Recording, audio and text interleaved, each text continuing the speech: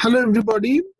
In this particular video, I will discuss about distribution type of retailing and futuristic retailing. So what are the various distribution types of retailing? So distribution is one of the major component of retailing. There are different kinds of distribution that are involved. Some is in the when you actually acquire the products. See, retailers are traders, right? They buy the products and then sell it to somebody else. So distribution is actually involved in both sides. But here, when we talk about distribution of the retailing, we will actually focus on how the retailers are selling the products to the customers and then reaching the products to the customer's home. So that is the distribution type we'll focus on initially in this particular video, and then we'll discuss about futuristic retailing. So there are various kinds of distribution types. So majorly there are three types. One is exclusive, one is intensive, and other is selective. So what is exclusive type? So in exclusive type, the suppliers make arrangements with one or few retailers and designating such retailers as the only ones to carry certain brands and products within a specified geographical area. For example, one classic example will be the dealers of a particular brand, let's say dealers of Maruti Suzuki. So in a particular zone, Maruti's cars are probably sold or sold by only one dealer. And then the nearest dealer is probably a little bit away so that they do not cannibalize with each other.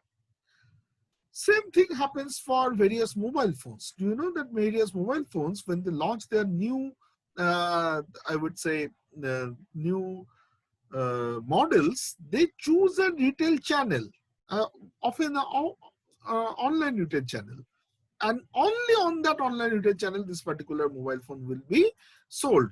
And what they get in return, they get huge commitment from the retailer. So the retailer publicizes this particular launch like anything.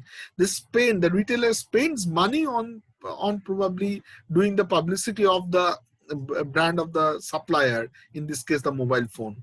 So that kind of attachment gets created. So now this kind of attachment you cannot do with multiple retailers. You can do only with one or a few retailers within a geographic zone. Then the second kind of distribution type is called intensive. So what is intensive? In an intensive type, the suppliers sell through as many retailers as possible. So they don't think about any relationship. I don't care. I will try to reach the customers as much as possible, and for that, as many retailers is possible, I will keep them in my network. Whether they fight with each other, whether they cannibalize each other, whether the retailer sales goes for a toss, I will not bother about that. Now, in between this extensive and intensive distribution, comes selective distribution, where suppliers sell through a moderate number of retailers. So you can see that number of retailers in exclusive distribution is low, intensive distribution is high, selective is medium. Potential for conflict, again, as I told, because the number of retailers are less and they are very much targeted to a certain geographical area. In case of exclusive distribution, the chance of conflict is very low. The chance of conflict is very high in case of intensive distribution, and the potential conflict is medium in case of selective. Support from supplier, that means towards the retailer. So support from supplier is highest when it is exclusive distribution. They give lots of support. And support from supplier is very low when it is intensive distribution. When does it happen? When the supplier sales is low, they go for exclusive distribution. When supplier sales is high, I know that anywhere my product will sell, I will go for intensive distribution. When the retailer's brand selection is also very limited, when they go for exclusive distribution, obviously, because they are working with only a few brands. On the other hand, it becomes very high when it is intensive distribution. Retailer thinks that, okay, if you are not loyal to me, I will also not be loyal to you. So I will also go for as many brands as possible. Not only your brands, your competitors' brand also will be there in my retail store. So they are also, nobody is committed to anybody. And product image. So in case of retailers image, in case of exclusive distribution is very high, and the retailers image in case of intensive distribution is generally low, and competition among retailers, as I told, is very high in case of intensive and very low in case of exclusive distribution. And this is how the overall these three types of distribution are defined. In most cases, we generally go for selective distribution, but if you're a bigger brand, well-established brand, we'll go for exclusive distribution. Sorry, if actually it depends. Whether even if you are a well-established brand, whether you will go for exclusive distribution or intensive distribution is actually driven by who runs the ultimate show. For example, let's say you are for Lux. Whether you will buy Lux or Dove or let's say some other soap, retailer has no say in that. You generally know as a customer what you will buy, and for years after year, you generally buy the same product. It's in between, some of the times you will go for some variation, but overall it is more or less similar. But let's say you are trying to buy a new car or a new bike. You might not know thoroughly which particular bike is better. Even if you do your online search and etc., still there might be some level of information asymmetry. Now, in this kind of situation, the retailer's role becomes very big. The retailers becomes one of the major player who will lead to your purchase decision making. So that's why in this kind of situation, you need a supplier needs retailer's commitment. So if it needs retailer's commitment, it will go for exclusive distribution.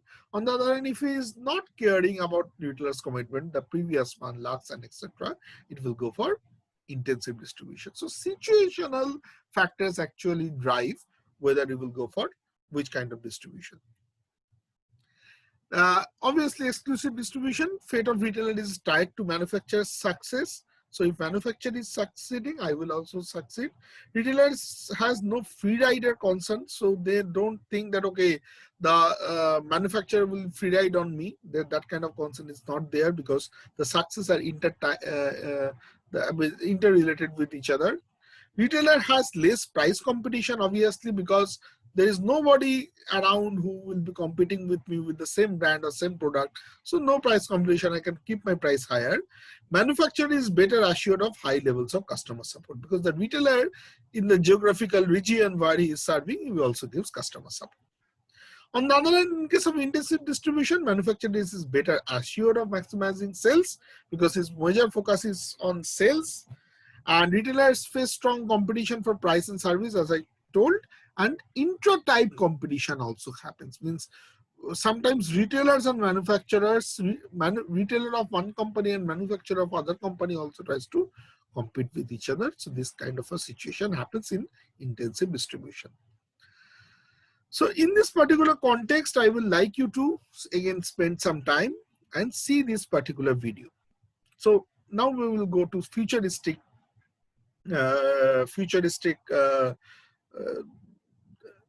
I would say retailing, and in this context, this particular video, please pause this particular video, the lecture video for 2-3 minutes, and go to this video and see that what kind of future innovations are coming up in retail store. Now, if you have seen this particular video and enjoyed it, we will go ahead. So there are lots of retail, futuristic retail is coming.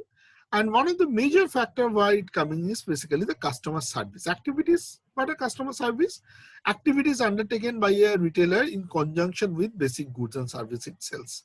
So retailers sell some goods and services, but along with that, it also gives certain kind of customer service, which is not related to what he is selling. For example, the store hours, or the parking facility, or the shopping assistance, or the credit acceptance, which credit cards do you accept, the salespeople's behavior, all of these things are part of customer service. Now, these are very important part of the retailing business as well. Now, why these are important? Because rewards, there are certain things that has come up. For example, there are reward offers. For example, you can do a discount rate of total purchase, or you can do a free home delivery, or you can do a price matching on a product. There can be different kinds of value that you can create for your customers.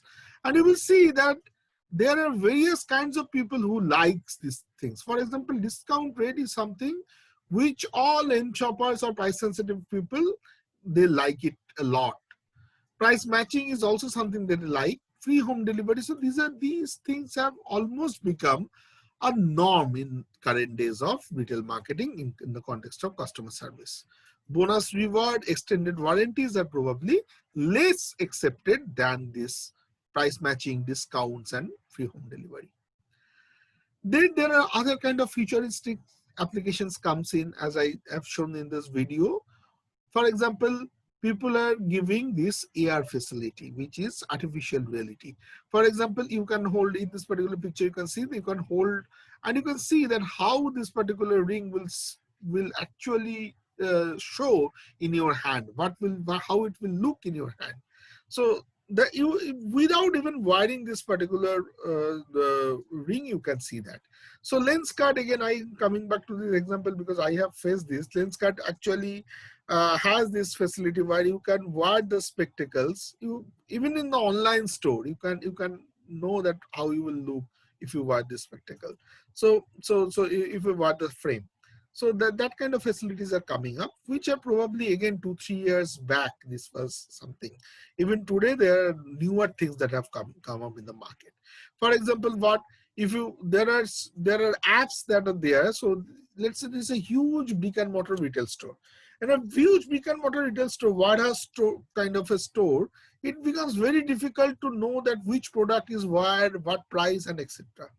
So oftentimes, what these warehouse stores does is they collaborate with an app, and in that app, if you actually focus the camera in a certain part of the retail store, it will automatically tell that which product, the prominent products that you are searching for, will be popped up, and you can know that if you are searching this particular product, where you will go, what path within the retail store you have to follow so that you reach that particular product. Or let's say, what is the price of the product, what is the current discounts of the products. Let's say you can search that, okay, what are the within the available assortments that I have in my retail store, what are the discounts, and it will pop up the picture like this will pop up and show that at which particular product is kept and what is the current price and discounts for that particular product. Now, this makes the purchasing experience much easier, much simpler, much shopper friendly, and that is something that we can do through the artificial reality or virtual reality things. If you probably have seen this example also, where Asian Paints are coming up with virtual reality, where you can take picture of your house and then you can upload it in the app, and with the various shades how your house will look like, you can get an idea about that. So all of that is also a part of virtual reality in the app and its application in retailing. Then another kind of innovation that has come up is robots. For example, I told that one of the major thing in retail is supply chain. So in supply chain, robots are playing a huge role, which not only are reducing the manpower cost, it is also there are warehouses which we call black warehouses. I don't know whether I've kept it here. There are warehouses which we call black warehouses. That means in that particular warehouse, no lights are on. Absolutely no lights are on. Why? Because lights are needed by whom? Lights are needed by a person who will see. But if a warehouse is handled by robots who can read RFID or certain kind of electromagnetic waves, then the robots will not require lights. So what this particular retail warehouses are, that there is no lights at all, and the robots are controlled by some computer systems and etc. And they can go pick up the products, package products as per the requirement, and deliver it at a certain point of certain place. and from there the trucks and etc. picks up and delivers it to the does the last mile delivery. So all of these things are also coming up in the retail store. Robots are also very much used in e-commerce stores. I'm pretty sure you have seen chatbots. Chatbots are what? Chatbots are basically a robot talking with you. So you go to an e-commerce or a website of a particular company, and a chatbot pops up. And it says that what do you want to book, whether you want to book a air ticket, or whether you want to cancel a air ticket, or whether you want to book a hotel, or etc. etc. And you give your details, and the chatbot keeps on talking with you. And at the right moment of time, the chatbot will transfer your call to a service agent who will actually help you. So that is also reducing the cost, that is also reducing the efficiency, reducing the, I would say, the traffic, the web traffic, burnouts or web traffic going, what will we call, bounce rate. It is reducing the bounce rate of the web traffic. So all of these things are done by chatbots. So all these kind of innovations are actually changing the retail world quite a lot. Then there are retail channels which where the stores, within the stores, the ads are given by putting small I would say displays, and the displays are like basically the dynamic displays, small dynamic displays below all these particular stores, where you will get the specification of the product, you will get the nutrient content. So giving advertisement is very difficult for products which are probably less sold. The traffic of the particular product, I would say the self what do we call, the speed in which it goes away, means it gets replenished. That kind of products are the products which are, let's say, less sold or less popular, or probably people are not very much involved in the purchase process of those kind of products. Giving ads for those kind of products is very difficult. For example, let's say detergent. Detergent is a product which is heavily used, but there are certain kind of detergents like Fena and etc., which are not something, which are lower category detergent, and people are not very much involved while they purchase the product. They know that, okay, we will require detergent, and one particular family always buys a certain brand, and he goes to the shop and asks that brand and buys it off. So penetrating in that particular sector or switching behavior in that particular sector is very difficult. You cannot give ads also because ads are very costly. So in this kind of situations, what you do is this dynamic displays by the retailers, where the display itself, small display itself, are giving ads while people are passing by. So this is not costly. Once you have installed it, obviously there will be an installation cost, but once you have installed it, it is not that much costly, and you can go ahead and have it. So that kind of innovations are coming up. So that's all for this particular video. We have discussed about various kinds of distribution patterns and some amount of innovations that have come up in the retail context. We've also seen a YouTube video. We will go ahead in the next particular introduction of retailing. We'll talk about the relationship aspects of retailing. Thank you very much for being with me in this particular video. See you in the next video.